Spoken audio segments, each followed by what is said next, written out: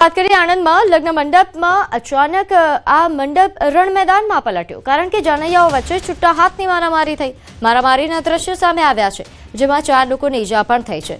સમરખા ચોકડી નજીક જવાહરનગરની આ ઘટના છે, જ્યાં ધંધુકાથી આવેલી જાનમાં અગમ્ય કારણોસર તકરાર થઈ હતી। લાકડાના દંડા વડે થયેલા હુમલામાં 4 લોકોને ઈજા પહોંચી છે। ઘટનાની જાણ થતાં આણંદ ટાઉન પોલીસ પહોંચી હતી અને લગ્ન મંડપમાં થયેલી લડાઈનો વિડીયો સામે આવ્યા બાદ જે આ પ્રસંગમાં અચાનક જે હિંસા ભડકી છે, જેના કારણે મહેમાનોમાં નાસભાગ મચી। વધુ વિગત સાથે મારી સાથે સંવાદદાતા જનક જોડાયા છે। જનક, આણંદમાં જે આ લગ્ન પ્રસંગ એ ધીંગાણામાં સર્જાઈ ગયું, ફેરવાઈ ગયું, શું હતો સમગ્ર બનાવ? ગઈકાલ સાંજની છે। આણંદની જે સામરખા ચોકડી છે ત્યાં ચુનારા સમાજની ખૂબ મોટી વસ્તી છે, જવાહરનગર વિસ્તાર છે એમનો, અને ત્યાંની એક દીકરી ધંધુકાના એક યુવાન સાથેનું સગપણ લગ્ન હતું અને ધંધુકાથી જાન આવી હતી। અગમ્ય કારણોસર આ જે લગ્નની જે વિધિ ચાલી રહી હતી ત્યારે જાનૈયાઓ અને જે યુવતી છે એના પરિવાર સાથે ઉગ્ર બોલાચાલી થઈ હતી અને ત્યારબાદ લાકડાના દંડા સાથે મારામારી થઈ હતી। લગભગ 4 થી 5 જેટલા લોકોને નાની મોટી ઈજા થઈ છે। સમગ્ર ઘટનાની જાણ આણંદ ટાઉન પોલીસને થતા આણંદ ટાઉન પોલીસ ઘટના સ્થળે દોડી આવી હતી અને મામલો થાળે પડ્યો હતો। ચોક્કસ કહી શકાય કે અત્યારે આજે સોશિયલ મીડિયાના સમયમાં આ જે મારામારીનો વિડીયો ત્યાંના સ્થાનિક જે કોઈ લગ્નમાં આવનાર લોકોએ કેપ્ચર કરી લીધો હતો અને સોશિયલ મીડિયામાં વાયરલ થયો હતો। આ વિડીયો સમગ્ર આણંદ શહેરમાં ટોપ ઓફ ધી ટાઉન એટલે કે ચર્ચાનો એક ખૂબ મહત્વનો કિસ્સો બન્યો। બિલકુલ, આભાર માહિતી આપવા બદલ। તો આગળ વાત કરીએ સુરતની। અહીં ભટારના નવજીવન ઇન્ડસ્ટ્રીયલમાં પ્લાયવુડના ગોડાઉનમાં અચાનક આગ લાગી। આગ લાગતા ફાયર વિભાગનો કાફલો ઘટના સ્થળે પહોંચ્યો। 10 થી 12 જેટલી ગાડીઓ ફાયર વિભાગની ઘટના સ્થળે પહોંચી અને આગના ધુમાડા જે વધારે હોવાના કારણે ફાયરના જવાનોને આગ પર કાબુ લેવામાં પણ મુશ્કેલી પડી। લાખો રૂપિયાનું નુકસાન થયા હોવાની આશંકા છે, જોકે હાલ કોઈ જાનહાનિ ન સર્જાયા હોવાની વિગત પ્રાપ્ત થઈ રહી છે અને આગ પર કાબુ મેળવી લેવામાં આવ્યો છે। તો આ દ્રશ્યો છે સુરતમાં, જે અહીં પ્લાયવુડના કારખાનામાં જે આગ લાગી હતી, જેના કારણે આગના ધુમાડાના ગોટે ગોટા જોઈ શકાય છે। આ ધુમાડાના કારણે ફાયરના જવાનોને આગ પર કાબુ મેળવવામાં પણ હાલાકી ભોગવવી પડી। વધુ વિગત સાથે મારી સાથે સંવાદદાતા કીર્તેશ જોડાઈ ગયા છે। કીર્તેશ, આગ મામલે શું અપડેટ? ભટાર વિસ્તારમાં નવજીવન સર્કલ નજીક આવેલી ઇન્ડસ્ટ્રીમાં પ્લાયવુડના એક ગોડાઉનમાં આગ લાગી હતી। જો કે આગની જાણકારી મળતા ફાયર વિભાગની 12 કરતા વધુ ગાડીઓ ઘટના સ્થળે પહોંચી હતી અને જે પ્રકારે ધુમાડા નીકળતા હતા તેને લઈને સમગ્ર વિસ્તારમાં ડરનો અને ભયનો માહોલ જોવા મળ્યો હતો। ખાસ કરીને ફાયર વિભાગ દ્વારા પાણીનો મારો કરી આગ પર કાબુ મેળવી લેવામાં આવ્યો છે, પણ આ આગમાં લાખો રૂપિયાનો માલ બળીને સવાર થઈ જવા પામ્યો છે। વહેલી સવારે લાગેલી આગને લઈને સમગ્ર વિસ્તારમાં એક સમય માટે દોડધામ મચી ગઈ હતી। જો કે આ કયા કારણસર લાગી તેને લઈને હજુ પણ રહસ્ય ઘેરાયેલું છે, ત્યારે હવે આ મામલે પોલીસે ગુનો દાખલ કરી તપાસ શરૂ કરી છે। જી, આભાર માહિતી આપવા બદલ।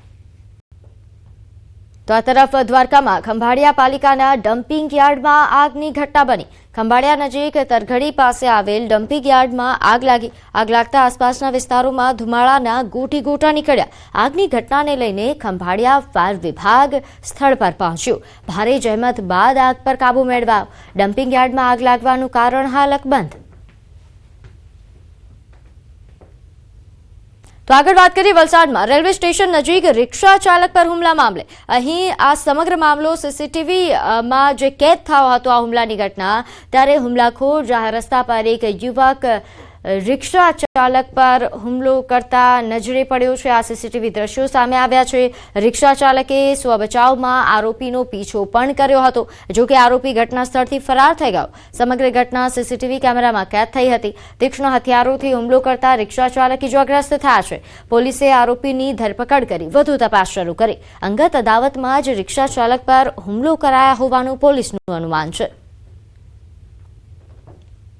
અને જઈ રહ્યો તે દરમિયાન એની એક જૂની અદાવત જે છે, આ કામનો જે આરોપી જે છે અજય બાંકેલાલ પ્રજાપતિની સાથે ચાલતી આવતી હતી અને અનુસંધાને જે તે વખતે લોકો વચ્ચે સમાધાન થઈ ગયું, પણ કોઈ કારણસર ફરી પાછું આ ઝઘડો થતા અજય જે છે એને એની રિક્ષા જ્યારે ધીમી પડી ત્યારે એને જાનથી મારી નાખીને ધમકી આપી અને એની સાથે ગાળાગાળી કરી અને એને પેટના ભાગે ચપ્પુ મારવાની ઘટના બની હતી અને ત્યાર પછી નાસી ગયો હતો। તો રાજકોટ શહેરમાં લૂંટારુઓ બેફામ બન્યા છે. યાજ્ઞિક રોડ પર આવેલા માલાબાર ડાયમંડ એન્ડ જ્વેલર્સ શોરૂમમાં ચોરીની ઘટના બની. ચોરીના લાઈવ સીસીટીવી સામે આવ્યા છે. ગ્રાહકના સ્વાંગમાં આવેલી એક મહિલા સોનાની ચેઇન ડિસ્પ્લે ટ્રેમાંથી ચોરી કરતા નજરે પડી. મહિલાની સાથે અન્ય 2 મહિલા અને એક પુરુષ પણ હાજર હતા. 23 જાન્યુઆરીના રોજ આ ઘટના બની હતી. 7 ગ્રામ વજનનો અંદાજે 4.72 લાખ રૂપિયાનો આ સોનાની ચેઇન એ ચોરી કરતા નજરે પડે છે. ચોરી કરેલ સોનાની ચેઇન પોતાના વતનમાં વહેંચી દીધા હોવાની પણ વિગત પ્રાપ્ત થઈ રહી છે. ચોરીના કેસમાં પુણેથી એક આરોપીની ધરપકડ થઈ છે, જ્યારે 3 મહિલા આરોપીઓ હજુ ફરાર છે. આરોપીઓ અલગ અલગ રાજ્યોમાં કાર ભાડે લઈને આવી ચોરી કરતા હતા. પકડાયેલા આરોપી પાસેથી 80,000 રૂપિયા રોકડ કબજે કરવામાં આવ્યા છે, જ્યારે ફરાર 3 મહિલા આરોપીની શોધખોળ તેજ કરાઈ છે. અને તેની પાસેથી 80,000 રૂપિયા રિકવર કરવામાં આવેલ છે. તેનો ગુનાહિત અલગ અલગ રાજ્યોમાં તેને 5 જેટલા ગુના કરેલ છે.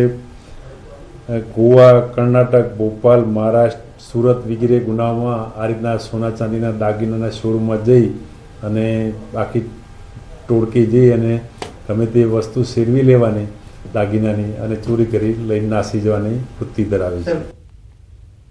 તો રાજકોટમાં 120 કિલો ચાંદીની ચોરીના કેસમાં વધુ એકની ધરપકડ થઈ છે. ક્રાઇમ બ્રાન્ચે આરોપી મંગુસિંહ રાઠોડની ધરપકડ કરી. આરોપી પાસેથી 40 કિલો ચાંદી જપ્ત કરવામાં આવ્યું છે. આરોપીએ 10 કિલો ચાંદી ઉગાડી પણ નાખી હતી. ક્રાઇમ બ્રાન્ચે ચાંદી ઉગાડવા માટેની ભઠ્ઠી સહિતનો મુદ્દામાલ પણ જપ્ત કર્યો છે. નોંધનીય છે કે રાજકોટમાં ચોરીની ઘટના બની હતી, જેનો આરોપી અમદાવાદથી ઝડપાયો. રાજકોટમાં 120 કિલો ચાંદીની ચોરી કરી હતી, જે બાદ અમદાવાદમાં તેને ઉગાડવાનું કાર્ય કરી રહ્યો હતો.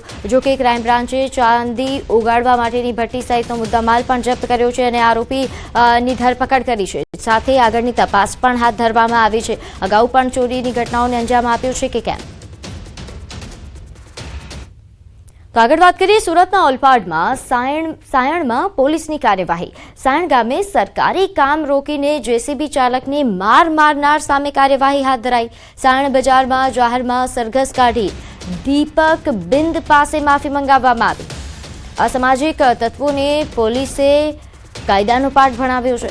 કોન્ટ્રાક્ટર દ્વારા થતા કામો રોકીને જેસીબીના ડ્રાઈવરને જાનથી મારી નાખવાની ધમકી આપી હતી. સમગ્ર મામલે પોલીસે ગુનો નોંધી આરોપી દીપક બિંદને ઝડપી પાડ્યો. તો આ દ્રશ્યો જોઈ શકાય છે કે આરોપી કે જેનું પોલીસે સરઘસ કાઢ્યું તેને કાયદાનું ભાન કરાવ્યું. કોન્ટ્રાક્ટર દ્વારા થતા કામો આરોપીએ રોક્યા હતા. જેસીબી ડ્રાઈવરને જાનથી મારી નાખવાની ધમકી આપી હતી. આગળ વાત કરીએ મહેસાણા જિલ્લાના ઊંઝામાં ફૂડ વિભાગનો સપાટો. માધવ એસ્ટેટ સ્થિત પટેલ સુમિતકુમાર વસંતલાલની ફેક્ટરી પર દરોડા પાડ્યા, જેમાં 7.44 લાખથી વધુ કિંમતનો શંકાસ્પદ જીરું અને વિવિધ પાવડરનો જથ્થો સીઝ કર્યો છે.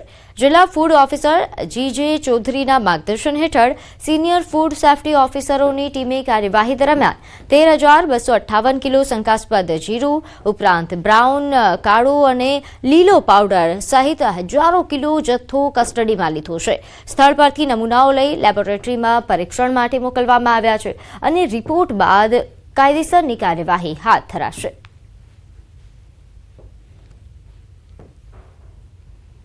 પોલીસ વિભાગની મદદ લઈ અને આજ રોજ પટેલ સુમિતકુમાર વસંતલાલની ફેક્ટરી માધવ એસ્ટેટની અંદર રેડ કરેલી છે અને અમારી ઓફિસના જે ફૂડ ઇન્સ્પેક્ટર છે UH રાવલ અને જે પ્રજાપતિ દ્વારા અહીંયા જીરું લગભગ 7,29,000નું 13,258 કિલો અને એની સાથે જે કોટિંગ કરવા માટે બ્રાઉન પાવડર એડલ્ટન તરીકે એનો ઉપયોગ થતો હતો, કાળો પાવડર અને લીલો પાવડર એમ કરી અને ટોટલ 7,44,000નો જથ્થો છે એ માનવ ખાદ્યમાં જાય પહેલાં જ અમે અહીંયા સીઝ કરેલ છે.